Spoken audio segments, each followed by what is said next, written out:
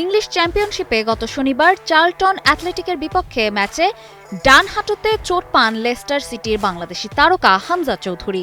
ব্যথায় কাতর হামজাকে কিছুক্ষণ মাঠেই প্রাথমিক চিকিৎসা দেয়া হয়, কিন্তু খেলা চালিয়ে যেতে না পারায় ম্যাচের ২৯ মিনিটে মাঠ ছাড়তে বাধ্য হন তিনি। এতে বাংলাদেশের ফুটবল ভক্তদের মনে জেগেছে শঙ্কা। হামজার চোট কতটা গুরুতর? মাঠে ফিরতে কতদিন লাগতে পারে?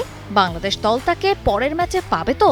সমর্থকদের মনে এমন ধরনের প্রশ্ন ঘুরপাক খাচ্ছে।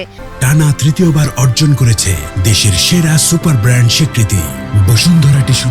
স্ক্যান রিপোর্ট হাতে পাওয়ার পর লেস্টার সিটি জানতে পেরেছে হামজার চোট বেশ গুরুতর। তার ডান হাঁটুর লিগামেন্ট ক্ষতিগ্রস্ত হয়েছে। পুরোপুরি সেরে উঠতে ৬ থেকে ৮ সপ্তাহ লাগতে পারে।